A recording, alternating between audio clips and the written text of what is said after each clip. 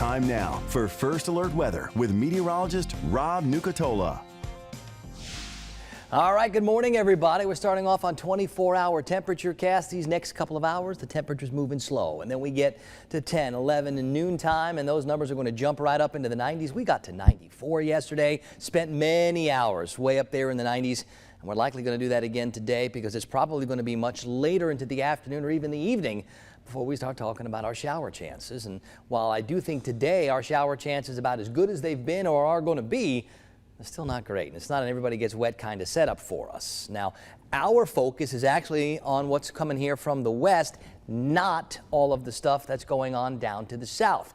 That's where potential tropical cyclone 1 is, and no matter what we're calling it, this is going to be a rain producer for areas across the Florida Peninsula south of the I-4 corridor. Now, for us, we're hoping this little boundary that moves across to our north can help to wring a few extra showers out of the clouds.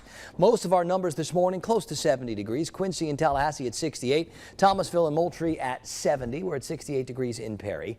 Now, I think as we see here on the Futurecast, the big swath of rain moves across the peninsula quickly, gets in and gets out by maybe midnight tomorrow night. For us, while I can't take the rain chances out of the forecast this weekend, they're going to get even lower than they are today. And remember, today they're not that great, but I think we do have the chance to get at least a few scattered showers. And I think this afternoon, this evening, that'll be our best opportunity around here to get wet, while it's tonight and all day tomorrow that those areas going to be impacted by the potential tropical cyclone.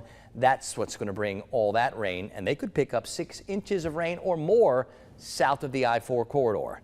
For us on the Gulf, things maybe get a little bit breezy. Winds start north, turn south 8 to 16, and seas 2 to 4 feet. It's 60s and 70s this morning. A little bit of patchy fog seen a couple of spots east where the visibility briefly drops below 1 mile. This afternoon, we'll put the rain chances 40, maybe 50%. I still expect to see those temperatures in the lower to mid 90s and likely sitting there for several hours. We'll go with partly cloudy, maybe mostly sunny skies, giving way to more clouds later on. Tonight, back near 70. The clouds stick around, but I think we start to clear up a little bit more over the weekend.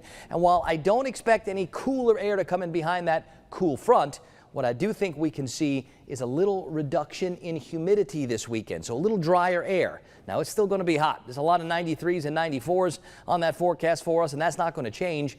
But I think Saturday and Sunday, maybe a little less muggy, icky, sticky, humid. I think the humidity comes back next week. Hopefully, we can start to ratchet up those rain chances. We are officially at that point in the year where we count on those showers to cool things down, and when we don't get them, it gets hot and stays hot.